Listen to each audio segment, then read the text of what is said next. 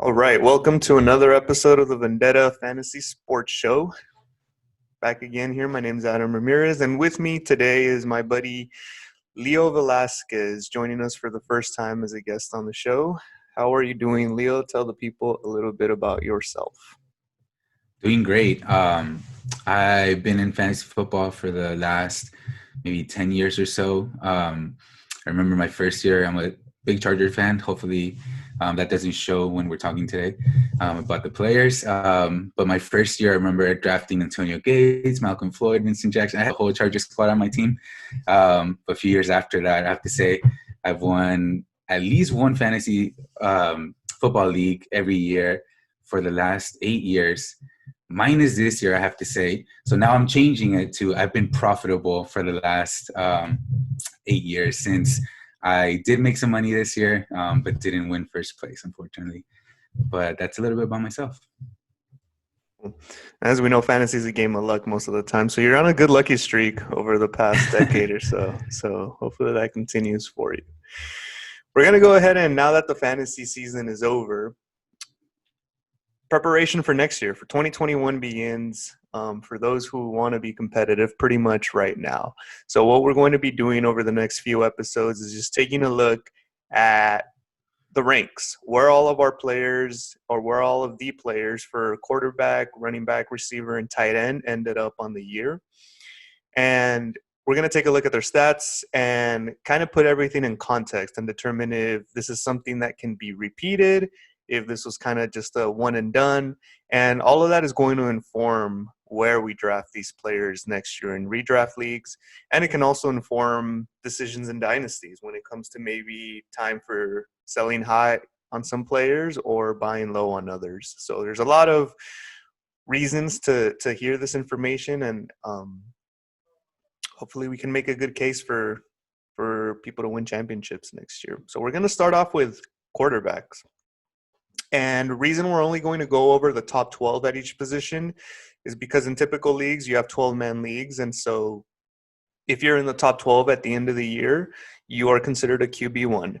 And unless you play in a two-quarterback league for the most part, you want to pay as little as you can for a quarterback. And so ending up with any of these guys, especially some of these players who are drafted in later rounds and may have ended in a top five, is something that we want to pay attention to.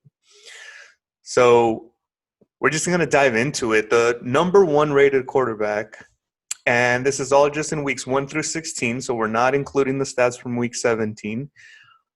But through the weeks that mattered for fantasy, the number one rated quarterback was Kyler Murray. He ended up with 3,884 yards, 26 touchdowns, 12 interceptions, and he added another 11 touchdowns on the ground. Through the first, I would say maybe 10 weeks of the season, Kyler was the most consistent quarterback week after week. I had him on my dynasty team, and I remember him putting up 30 points at least pretty regularly. But then he trailed off towards the end of the season. I don't know if injuries had something to do with it. But I think he's someone who has the ability to be year after year in this conversation for a QB1. Whether he's in the conversation for number one overall consistency, the way Rodgers was for a few years, I don't know. What do you think? Definitely. I mean, he's got that baseline of running game, right, that he has. It's really cool that you had him, and it's always fun to have a really good player because now you get to watch him. You're bought in, and you start watching their games, and he's just literally fun to watch. Regarding the amount of points he was scoring for you, he was scoring at an elite level, meaning over 29 points, over 50% of the time. And those are some really good weeks. I do think, yeah, again, he's going to be consistent for a long time, especially now that he's got DeAndre Hopkins. But even before that, he was using all of his weapons around him, the running backs, all wide receivers, not the tight end so much, but once again, it all goes back down to his legs and also his ability to make big plays on long throws as well. I don't think he was in the same conversation as Mahomes or Jackson in this offseason. So people definitely got him in later rounds. Not too late, but not in those like some people were using a first round pick for Mahomes or Lamar Jackson, and I would argue that going into 2021, it might be more warranted to spend a high pick like that on Murray because Mahomes doesn't have that rushing baseline that Murray does. He plays on a good offense, so not very often is Mahomes playing from behind. And Jackson, we're going to talk about him later. Unfortunately, he is a QB1, but I'm still not a believer. I still feel that train is going to hit a hard wall pretty soon. So would you be okay with investing maybe the back end of the first round pick on Kyler? I'm pretty big on not investing in the quarterback soon, but if anybody would warrant it, like you're mentioning, he would definitely be one of them. Again, because of the baseline of running. Patrick Mahomes does get a lot of those little like weird touchdowns that should be called rushing touchdowns. You hate those, but that's just my AFC West rivalry sticking out right now. But it's great for fantasy. So he's kind of got that baseline of those touchdowns going on for him. But again, game to game, Kyler Murray's going to get you those, like, I don't know, 30, 40, 50 rushing yards easily and maybe a touchdown or two every so often. So I think he's definitely one of those guys that should be picked high. And again, everything could be falling apart in the passing game, but he's going to run it. So he'll be consistent and he's not going to kill you any week probably. Yeah, my only concern would be if Cliff Kingsbury listens to the critics, because he is getting a lot of heat for his play calling and for kind of being responsible for the Cardinals not being in the playoffs. They lost to the Rams with John Wolford as a quarterback. So, and a lot of that has to do with him putting too much on Kyler and not enough on other pieces of that offense to step up. So if Cliff does a good job of adjusting and listening to that, I feel that could potentially, in terms of fantasy, hurt Kyler Murray next year. So I'm going to keep my fingers crossed that he stays as a mediocre play caller. Right, and that's the great thing about fantasy football. Like, you can have a horrible team, which this is not a horrible team, but if you have a bad defense, like, heck yeah. Like, that's the best situation for you as a Kyler Murray owner, you know? If they have a horrible defense, that means that they're going to have to rely on Kyler Murray to score more and more points. So, yeah, I agree with you. I'm not a Cardinals fan, but they're really fun to watch, specifically because of this offense that they're – the play calling that they're giving Kyler Murray. Yeah, and that's another factor that I hadn't even thought about. But Isaiah Simmons did start coming on as of late in the linebacker position, and Budda Baker was amazing the whole year. So if that defense is able to step up, that's another factor that might be a hindrance for Kyler Murray's draft stock next year. All right, let's go ahead and move to number 2. So number 2 on the year was Buffalo's Josh Allen. He ended the year with 4,320 yards, 34 touchdowns, just 9 interceptions, and he added 8 touchdowns on the ground. So this is someone that I remember even going back to not 2020, but the season before in 2019, where I got Josh Allen as one of those like very, very last picks. And I thought last year was going to be his breakout year, only because I believed in his long ball. I believed in those big explosive plays and gains, and I believed in his rushing baseline. And I don't think he was amazing in 2019, but all of that really came together in 2020. And I have never seen a quarterback mature so much from year 1 to year 3. The guy's mechanics, his accuracy, his poise, they've all just been amazing compared to year 1. And so I don't see that decreasing next year. And the receivers that he has now are still going to be there next year. He has 2 young running backs that are helping to carry the load for him. He has a good defense. So I can see Josh Allen in a very similar conversation to Kyler. At the end of the day, they were only separated by 2 fantasy points. The name doesn't sound sexy, so I don't know that I would spend such a high amount of draft capital on him, but I don't know. Maybe it's worth considering when we see how close he was to QB1, to the QB1 status. On that one, I'm gonna have to disagree a little bit. I think I've mentioned this to you personally before, but I'll say it here now. I think this year the lack of practice and being able to really have some preseason games, I think that affected the defense more so than the offense. We've seen a lot of players, including my boy Justin Herbert, like have a really great season. I don't think I think I'll throw Josh Allen in there. I think that's something that's gonna decline for Josh Allen. Maybe Justin Herbert, because he's obviously that was his first year, he might progress or stay the same, which would be fine. But for Josh Allen, that was such a huge jump, and I think it has more to do with the defense. At the very least, thinking about fantasy football, I would be nervous considering him in a top round or as one of the first quarterbacks taken. Not that he won't do well. I just think there's a greater risk factor there. And if you think back this year, he had a few really big games, which means that all of these points were not spread out consistently throughout the season. He had a few games that were big booms, and he had some games that were a bust or not what you were expecting from Allen after you saw his performances early in the year. Though you probably got him at a bargain this year, and I know you were hot on him at the end of last year, so I'll validate that point that you made. You really saw that potential. I just think he's more of a risk this year, especially as the running game potentially starts getting better and better. His hands a little more, or he may not be rushing it in as much as this year. But definitely a great season. Yeah, and I guess another thing to think about is the defense was amazing 1 year ago. It was good this year.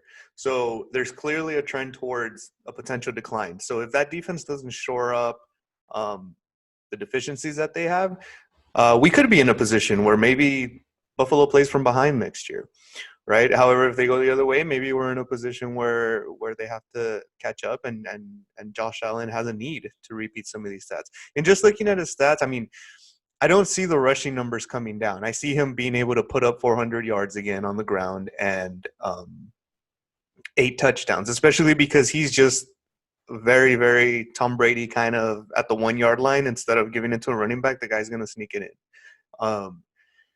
His 34 passing touchdowns might be a little high, and so maybe some of that can come down. And, what are the chances that Diggs repeats with the amount of yardage and points that he had?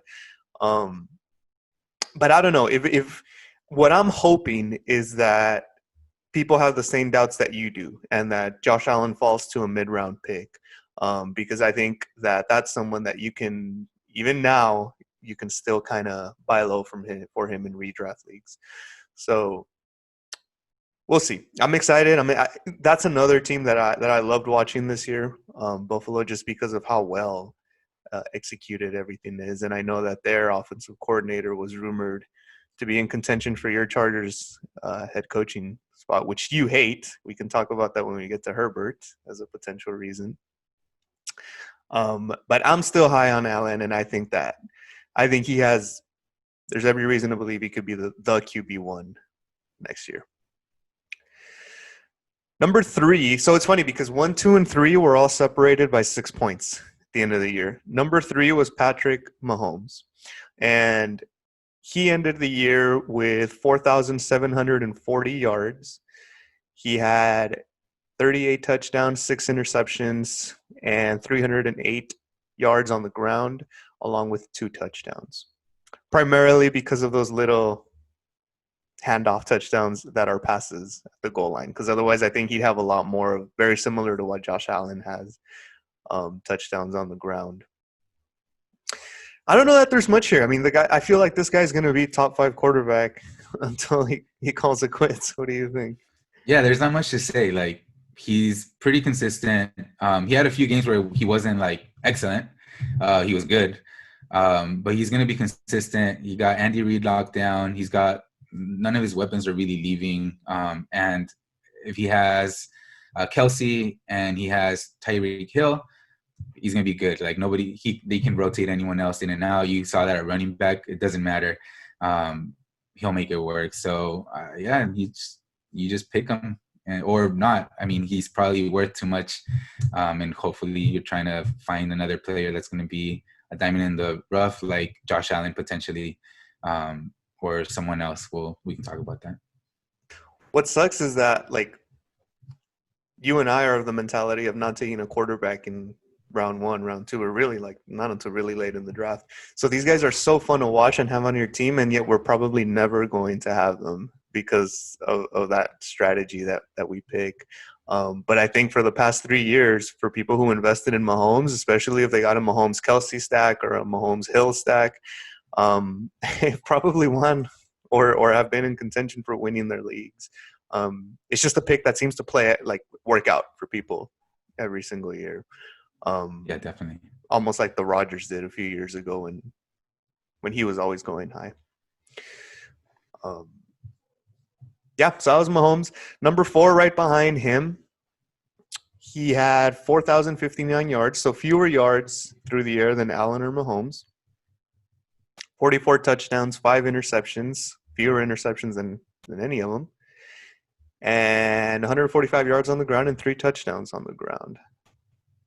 Rodgers had one of those. So I had Rodgers in a redraft league, and I remember I think I drafted him probably in the 10th round. He fell hard in 2020, and I don't know why. I don't know if it's because the past 2 years he had a dip. But one of the reasons why I selected him is because I felt like his ranking was lowering every year, but his numbers were not necessarily dipping with such intensity. It was just that you were getting the Kyler Murrays, the Allens, the Mahomes all coming in, so they were pushing him down. But overall, on a week-to-week basis, I still hate going up against a team that has Rodgers at quarterback. And I don't see that changing in 2021. Yeah, so like you mentioned, if I see Rodgers, you always know that there's that potential of a 4-5 touchdown game coming right at you. So he did have 25 and 26 touchdowns in 2018, 2019. So that's a huge dip for him, for sure. So I can see why people were down on him. But I mean, yeah, like this year he was a great pick for those who were able to get him later in the rounds. For those that didn't believe in him, I think he continues to do this well. Hopefully they re-sign Devontae Adams, and he stays healthy and he can continue to make those big touchdowns, especially because they rely so much on him. Even though they had a great running game this year, as I was watching, I would think that his numbers would have been a little bit lower because of Aaron Jones and production he was getting. But even so, he was still able to accumulate a whole bunch of touchdowns. It was just a great, fun offense to watch this year. And looking at the numbers, I mean, he's an older quarterback, but I mean, you just got to believe in his talent. And like you said, it's more than anything that there's other players, other quarterbacks that are a little bit more talked about now because they're exciting, they're young, they're new, and they're also making plays. But I think Aaron Rodgers is right up there. And we'll have to see what people think of him, what the early, drafters are going to be getting, or how much they're going to be paying up for him. But I think he'll be a high draft pick again next year, and I do think he'll be worth it next year. Yeah, he goes on the Pat McAfee show every Tuesday, and I've been listening just throughout the week, just because it's hard to find, like, outside of just press conferences after games or whatever, to find players that go on shows pretty regularly. And so he committed to that this year. And he said that he had just had like a complete change in his lifestyle last summer. Like he cut gluten out, he cut dairy out, so he feels like his joints are good. It's the first time that he's never been on a pitch count, like in practice and warm-ups and all that. He squats. He's like super proud of the amount of weight that he's able to push. So I don't know. I feel like he's kind of taking a little Brady turn here as he approaches 40. And so that alone just gives me confidence in knowing that I think he's going to be, like you said, a lot of those weapons that are there are still going to be there the next year. So I can see him continue to put up big numbers for a couple more years at least, especially with Matt LaFleur as his head coach. So he's going to be releasing his AR-12 program coming out soon. The AR-12. Yeah. And then there was the whole thing with Jordan Love. They mentioned that in the past when he's been challenged like that, bringing another quarterback or being doubted, I mean, it ignites him. So quarterbacks football players are human too. I'm always looking at the different things that can be affecting them outside of the numbers. They're not just machines that you can just like put into your lineup every week. There's things that affect them. Family issues, like going to sleep late, anything. So that could really be a big factor, having his job, I guess, threatened by Jordan Love, if you can say that. Yeah, I thought he broke up with his girlfriend over the summer with Danica Patrick. So all that alone, he's like, he's throwing 44 touchdowns out there. He's thinking she's watching. So all those things, you're right. Like, these people are human. You never know how the mind affects their game, and given everything that's going on around them. Number 5 was Russell Wilson. He started off the year on fire, kind of cooled down towards the middle of the season, but ended up with 4,031 yards, 38 touchdowns, 13 interceptions, along with 484 on the ground and 2 touchdowns.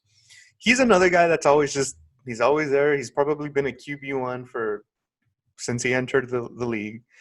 And he's another one that's getting to like Aaron Rodgers status. It's kind of boring to have him on your team. And you probably don't have to invest too highly in having him. But with the rise of DK Metcalf and the way that team has been playing this year, kind of moving away from just our identity is just a running team. They've aired it out a little bit more. He's someone who I think can repeat next year. And I think he's always going to be in that 4 to 6, 7 range. But every once in a while, I feel like he can get you, like, I'm going to be in the top 3 just this one season, especially if that defense continues to be terrible as it's been this year. What's your take on Russell? I love him as a player. It was super fun to watch those most of the season, except for like at the end there, how they were letting him just throw the ball. And so, yeah, he's always a number 1, but it scares me again that they're going to go back like they did at the end of the season to just trying to run the ball, however effective that may or may not be. At the end of the day, though, he does, he always has to come back, and they struggle on defense. And again, that's always a good thing for the quarterback usually, as long as they're letting him, throw the ball. But yeah, it was exciting to watch him with DK Metcalf and all the other weapons there that he's got at his disposal. I'd be a little nervous to draft him high, but I think, like you mentioned, he might be like another Aaron Rodgers type of great. Every year great that is just underrated, because we're not hearing his name as much as we're hearing Patrick Mahomes, Lamar Jackson, Josh Allen, other guys like that. Yeah, and in the second half of the top 12, we're going to run into a lot of players like that are probably just going to consistently be okay, but pretty frequently forgotten, precisely because of that, because they're boring. And that's what helps those fantasy football players that are diligent and doing the research, right? Like, you don't hear them in the media as much, but you do your research and you get a little gem later in the later rounds. Yep. Number 6, this is someone who's not boring and who kind of surprised that he wasn't in the top 5. Deshaun Watson ended up with 4,458 yards, second only to Mahomes. He had 30 touchdowns, 6 interceptions. He ended up with 432 yards on the ground and 3 touchdowns. This is a guy who J.J. Watt during the week went out and said, I'm publicly apologizing to Watson because we essentially wasted a year of his career. And really, since 2017, every year pretty much has been a waste because he's been in a dysfunctional team, on a dysfunctional organization. And he ended up with 349.6 points. So really only 10 points away from being in that top 3, along with ahead of Rodgers. And this is someone who it's really hard to place value on him because we don't know who the head coach is going to be next year. We don't know what they're going to do at the managerial standpoint. But if he's been able to maneuver through everything that he has over the 3 years, I think regardless of who comes in, I think he's someone who's always going to be, again, a consistent option at least in the top 12, if not in the top 5 or top 3 every year. Yeah, I agree with that. He's definitely consistent, especially if you look at the team around him, the coaching that's not the best. I feel like what he did this year is his baseline. And any other year, if anything gets better, he's going to do better. If it gets a little bit worse, he's going to stay the same. This year, they kind of took everything away from him. I know they added Brandon Cooks, but he's a bit of an older wide receiver who's not really doing too much. And they added David Johnson, who got me a couple of championships in the past, but he's just not the same guy. In production, he was injured. So hopefully they can get him a few more weapons. But even so, he's going to be good and with the potential of being really good and great. Top 3 quarterback for sure.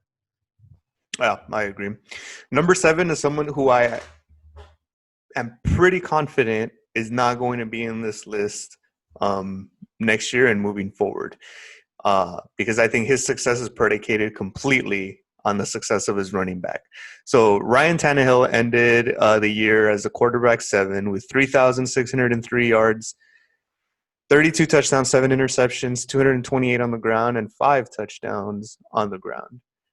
However, I cannot imagine how many of those touchdowns came off of play action, long bombs, or play action goal line passes. But Ryan Tannehill is someone who I think his success is completely dependent on how Derrick Henry is doing.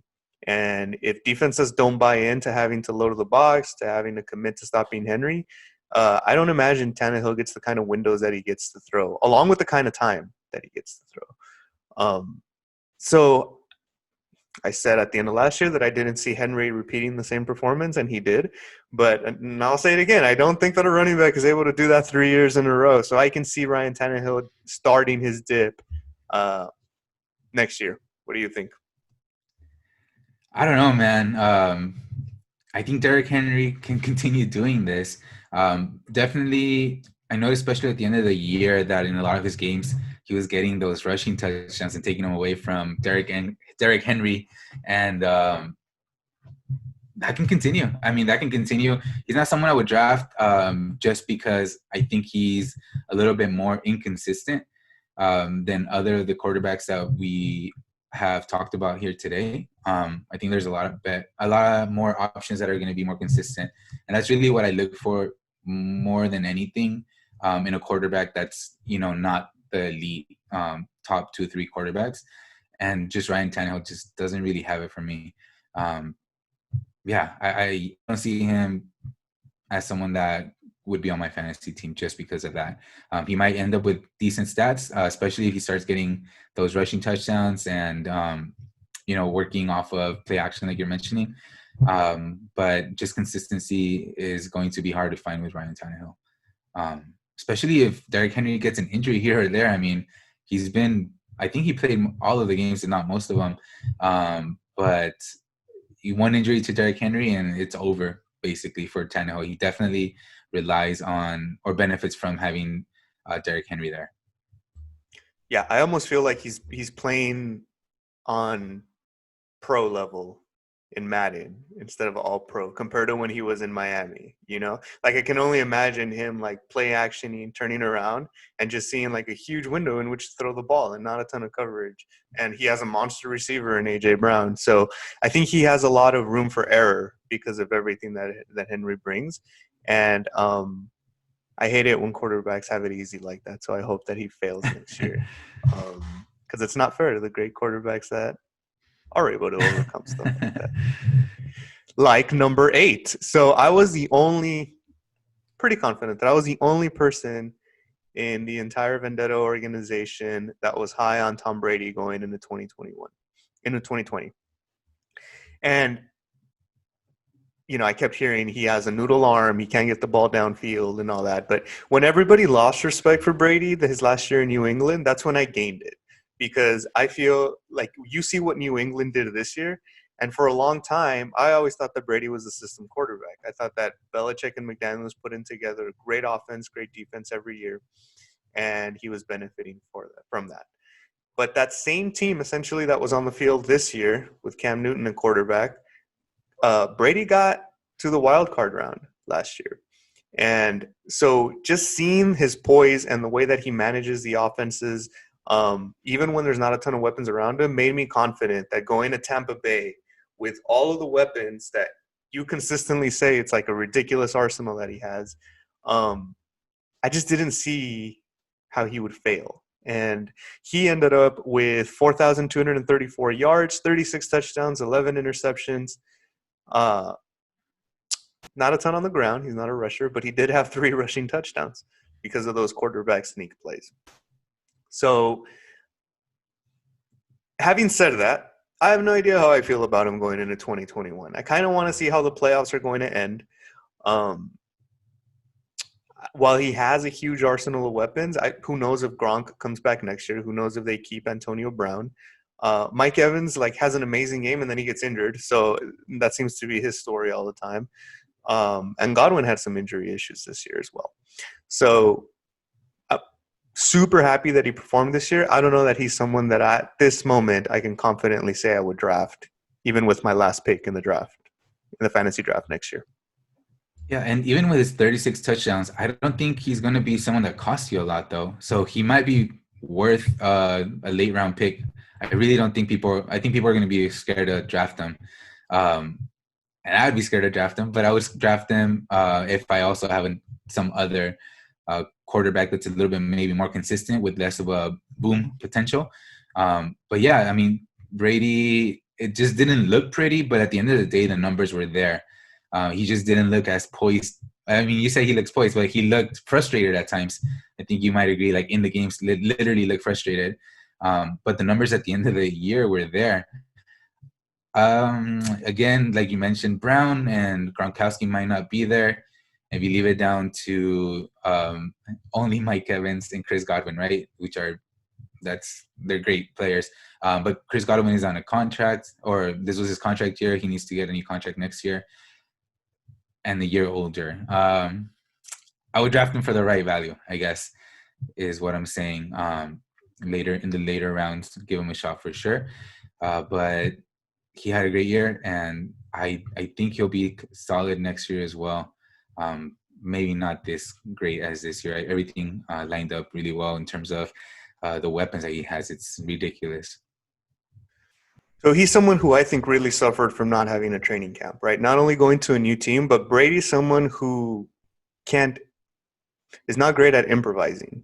So the top 5 quarterbacks this year, why did it not having a training camp bother them? Not only were they on the same team, but Kyler, Josh, Pat, Aaron, and Russell are all great at improvising. So they can make something out of nothing. Brady, the minute a play breaks down, he's going down and he's going to take the sack. And so not having that ability to create like that, on top of not having an off season to develop chemistry with his receivers, I think it was huge. So I could see those interceptions, those 11 interceptions, being cut in half had he had that option. And not only would his fantasy ranking be pushed higher, but I think his team might have done better and ended up with a better. Yeah. So what you're saying, I guess it makes more sense. I think he's not going to be he's not going to score as many touchdowns, but he might become more efficient and fewer interceptions. Bring that 36 touchdowns down to 30, but with 4 or 5 interceptions. That's still a great season. But I mean, he's not going to be a top pick next year for sure. Yeah. Number 9, right behind him, and only because he missed a couple of games, was Lamar. So this is definitely not where you wanted him to end up with the capital that people used to draft him, because you had to spend a pretty high first-round pick probably to land Lamar Jackson after the season he had last year. He ended up with just 2644 passing yards. He had 23 touchdowns, 8 interceptions, 900 yards on the ground, and 7 touchdowns. I will never draft Lamar Jackson just because we saw it. If teams just knew that all you have to do against Lamar Jackson is rush the minimum amount of people that you can rush and keep everyone else in coverage, just force them to pass. Force them to pass 30 times a game, and 50% of those passes are going to be off the mark, and they're going to be interception opportunities. They're going to be deflection opportunities. The guy is not a good passer, and yet he continues to succeed both the wins and in fantasy because of his ability to essentially have the dream of every running back, to have people not rush the box and try to stop him when he runs the ball. So top 12, barely. He was just 4 slots away from not being in the top 12 this year. 316 points. The last person to crack the top 12 had 277. So he misses one more game, and he's probably not a quarterback one this year. What do you think? What's your take on Jackson? Like you said, I would never draft him. My take on Jackson, though, is that he's scary to look on the other team. One of my leagues, I was in the playoffs, and I was ahead by like 33 points, something like that. The other guy just had Jackson, and Jackson hadn't scored more than 27 points, I think, up to the point that great game, Cleveland versus Ravens. And he went off after going off to the locker room to do whatever business he had to do. He came back, and that's the that's the potential with Lamar Jackson. I do think he's better next year than this year. He'll get better, and we've been seeing in the last few weeks actually that he's been throwing more touchdowns, throwing a little bit better here and there. But I mean, it's scary, I guess, on both sides. It's scary to be the owner. It's scary to be on the opposite side of Lamar Jackson. I wouldn't draft him. If he falls, I would, but he's not going to fall. Someone in your league is going to draft him high, thinking about how well he performed last year and the potential that's there. I'm not willing to risk it. Yeah. I think he's a luckier version of RG3. RG3's career kind of tanked after that first Rookie of the Year season. Because injuries caught up with him. I think Lamar's been very lucky to have that frame and not have a serious injury. The way defenses are hitting is fortunate, and I think that's just coming. So too risky for my blood to ever draft him. Number 10. You need me to step out? The only rookie to crack the top 12, to be a QB1. Justin Herbert ended up with 4,034 passing yards, 28 touchdowns, 10 interceptions, and 225 on the ground with 4 touchdowns. I'll let you give your take on him first. Well, let me tell you why he's going to be number 1 next year.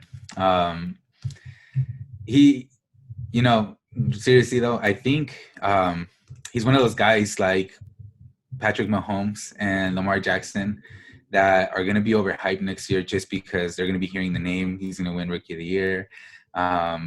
Best season as a rookie quarterback ever.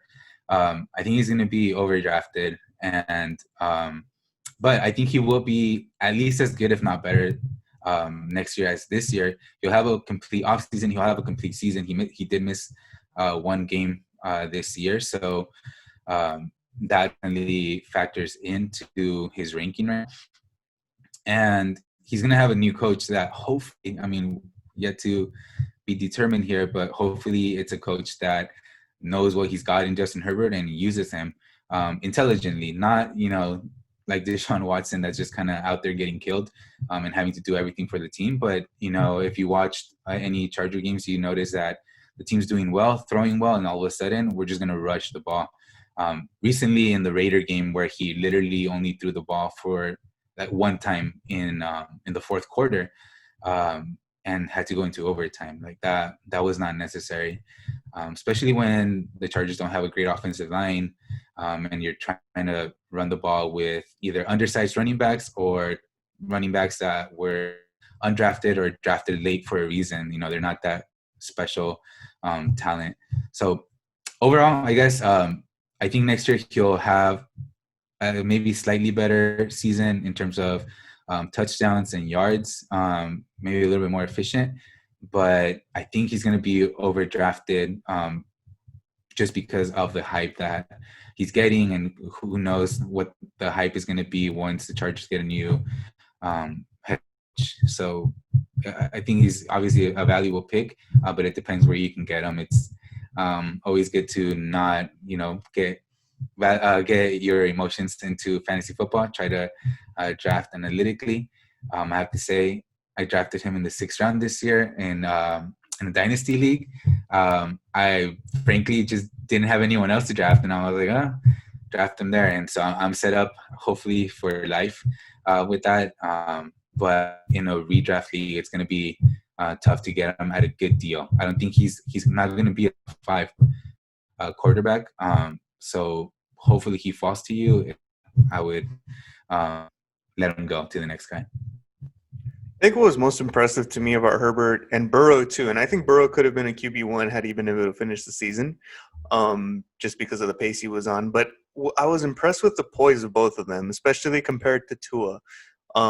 Joe just had like an arrogant kind of poise. I don't think he knew he was supposed to be a rookie. He just came in off of having a great system at LSU, winning a national championship, and then coming into the NFL just ready to light it up, and he did without a preseason, without training camp. So that was pretty impressive. And then Herbert had kind of a more innocent confidence, almost like, I'm just gonna go around and play ball, and doesn't matter who's out there, doesn't matter who I'm playing. I don't even see a ton of cockiness out of him. I think he was just there to do the job that was going to be given to Tyrod Taylor had his lung not been deflated at the beginning of the year. So that's what I think is sustainable, and that's why I think Herbert could be a perennial top 12 quarterback, because of what he's able to do with his arm, but also with his legs and improvising. Not necessarily because he'll get a ton of rushing yards or rushing touchdowns, but just because of what his legs can do to buy him time on a team that typically does not draft or sign amazing offensive linemen. So I like him, and like you said, I think some people might pay more for him. But honestly, I think he might drop. I don't know how many people are watching the Chargers, and if you just look at the stats on their own, they're not like amazing. Like you put a Herbert out there versus someone like a Brady. I bet you some people still take Brady over Herbert next year. I bet some people take Tannehill over Herbert next year. But really, Herbert's someone I'd be willing to potentially even take over someone like Russell Wilson, just because of the ceiling. Again, depends on who he gets as an offensive coordinator. But the ceiling is super high for him. The best place to have him right now is in the Dynasty League, the way you do. So congrats on that. Thank you. Yeah, like you said, he's going to be a top 12, but probably not a top 5. Chargers are a little bit conservative in general throughout the last decade or so. Good analysis there. Yeah, I'm going to lump number 11 and number 12 together so we can wrap up this quarterback list, only because they're so lame. Kirk Cousins was 11, Ben Roethlisberger was 12, right? So Cousins ended with 38, 60 yards, 32 touchdowns, 13 interceptions, 155 on the ground, 0 touchdowns. Whereas Roethlisberger ended up with almost the same yardage, 3,803.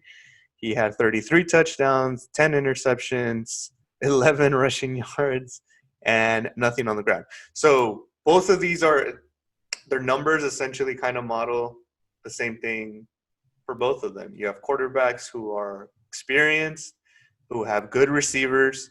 Steelers had a great defense for a while. They kind of toned down towards the end because of the injuries. And Minnesota, I think, did the opposite. They started off having a really poor defense and kind of beefed it up towards the end of the year. So they're just kind of mediocre quarterbacks that I think will definitely not be QB1s next year. Primarily because I'm thinking of someone like Joe Burrow, right? I'm thinking of the rookies that are going to be – I'm thinking of someone like Trevor Lawrence. Like, it's easy to find 2 spots that can replace the last 2 spots on this list here with some of the new quarterbacks that are coming in. I don't see either one of these as someone who's going to come in and throw for 500 extra yards next year, or 5 or 6 extra touchdowns and 2, 3 fewer interceptions. I don't see that improvement happening from either one of those. Yeah, I would say in particular, Kirk Cousins like the more boring guy. I've had him on my fantasy team for a while. I was really into him when he switched teams and went to the Vikings. And never panned out. Like he was, as in terms of fantasy at least, and I think in real life, he didn't really pan out to be what they expected him to be, which was more than a game manager, in my opinion, or a little more at least. Ben Roethlisberger, he dealt with a lot this year, and he played through a lot. It doesn't help that he's going to get a year older next year, but I don't know. I mean, with hopefully they can develop their wide receivers and do a little bit more. But you really sold me when you said, like, I can easily see two other guys, replace them on this list. That's very true. I think he's one of those guys, Ben Roethlisberger, at least, that may be one of those QBs that you want to target in later rounds, because he was decent. I see him getting better in terms of efficiency next year. Hopefully he's not injured as much, and he can do well for your team next year. Maybe not a top 12, but a decent pick at quarterback.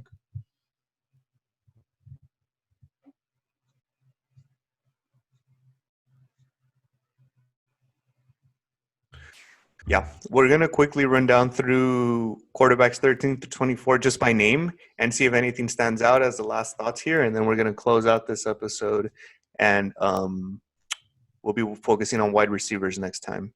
So just in order: Matt Ryan, Derek Carr, Jared Goff, Stafford, Bridgewater, Rivers, Mayfield, Newton, Wentz, Breeze, Burrow, and Daniel Jones. First thing that stands out to me, I'm surprised Mayfield wasn't a QB1, but his interceptions weren't crazy. He only had 8. His yards were pretty low, but that's because of that rushing offense. I'm surprised Cam Newton was a QB2, given how poorly he seemed to play every time that I turned on the TV. And same with Carson Wentz. Even though he was poor when he played and he was benched for pretty much the second half of the season, he still cracked QB2. Anything stand out to you from those names? The one that surprises me a lot, and he was 13, so I mean maybe that makes sense. But Matt Ryan usually has pretty good years. He has some really solid weapons on that team, and a horrible defense. And they were in a lot of like really tight games. So I'm surprised that he wasn't able to crack the top 12 this year, given all that perfect circumstances that we talk about in fantasy, where bad defense, bad team usually means a lot more points for QB, especially when you have Julio Jones and the other guys on that team. So like you mentioned, again, you can see guys replacing the 2 players on the top 12. I'm not talking about Matt Ryan, but I just realized Dak Prescott, is coming back next year. That's a guy that's going to be in the top 12. So I think we need to start talking more about the top like 14, 15 quarterbacks, as potentially those guys that can be in the top round, in the top 5 QBs next year, just because there's a lot of talent, a lot of players that are doing really well at the QB position. So there's a lot to pick from. That kind of just goes into the argument of like, don't draft high for the top 3 or 4 guys, because you don't know they're going to be top 3 or 4. Like talking about Lamar Jackson or even Patrick Mahomes, who isn't scoring 50 touchdowns anymore, at least this year, given a more efficient offense and maybe a better defense. That hurts him as a fantasy player. Obviously not in real life, but something to think about. Yeah, and I think it just highlights the importance of rushing for quarterbacks for all these guys. Towards the last few we spoke about, Cousins, Roethlisberger, Ryan, and Carr ended up at 14. They had decent passing numbers, but just the rushing yards weren't there. Matt had 91 and 1 touchdown. And you look at the quarterbacks that kind of snuck into here. Like I was just surprised about Newton and Wentz. Newton had 513 rushing yards and 12 touchdowns. So that made up for his horrible passing numbers, and we're able to get him on here. So no secret, but rushing is very important for quarterbacks. Cool. On that note, we're going to go ahead and wrap up this episode. We went again through the top 12, all the QB1s for 2020. going to be doing the same thing for the wide receiver ones on our next episode, so make sure to tune in then. Thank you, Leo, for joining me. Hopefully you can come on for the next few as well so we can finish all these lists as we prepare for 2021 redraft.